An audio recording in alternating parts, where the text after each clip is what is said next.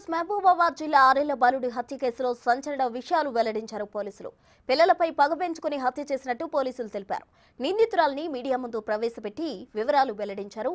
తనపై భర్త ఉపేందర్కు అనుమానం ఉండేదని, తనను పట్టించుకోడని, పిల్లల్ని కూడా తన దగ్గరకు రానివ్వకుండా చేసేవాడని విచారణలో తేలిందన్నారు. దీంతో ఆత్మహత్య చేసుకోవాలని నిర్ణయించుకుందని, పిల్లల్ని చంపి తర్వాత తాను కూడా చనిపోదామని అనుకుందని తెలిపారు.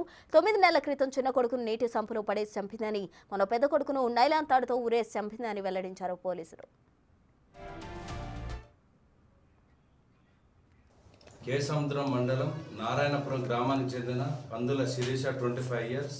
ఈమె 6 సంవత్సరాల క్రితం ఉపేందర్ అనే వ్యక్తిని లవ్ మ్యారేజ్ చేసుకున్నది. దీనిలో భాగంగానే వీళ్ళ దంపతులకు 3 కుమారులు జన్మించారు. 3 కుమారులు జన్మించిన తర్వాత వీళ్ళ భర్త ఒక వ్యాన్ క్యాబ్ డ్రైవర్గా పనిచేస్తాడు.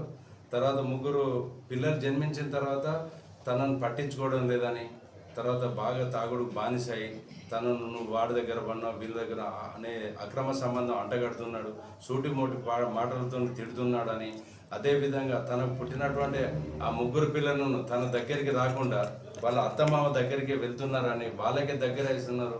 అసలు నా తల్లి ప్రేమ అనేది నా దగ్గర చూపెట్టట్లేదు, తర్వాత నా భర్త కూడా నన్ను మంచిగా సరిగా చూసుకోవడం లేదు, నన్ను పట్టించుకోవడం లేదు, కాబట్టి నేను బతికి వేస్ట్ అని జీవితం మీద విరక్తి చెంది ఆ శిరీష ఆత్మహత్య చేసుకోవాలని అనుకున్నది. కానీ ఆత్మహత్య చేసుకుంటే నా 3 పిల్లలు ఆగమైపోతారనే ఉద్దేశంతో ఒక్కొక్కరిని చంపాలని నిర్ణయించుకొని, దానిలో భాగంగానే 2025 సంవత్సరం జనవరి నెలలో తన 3వ కుమారుడైన మనీష్ 2 సంవత్సరాలు ఉంటాయి, అతన్ని చంపాలనే ఉద్దేశంతో తన ఇంటి ముందు గల వాటర్ సంపు లోపల ఊపిరాడకుండా అతని యొక్క తలను ముంచి ఊపిరాడకుండా చేసి చంపివేయడం జరిగిందని చెప్పింది.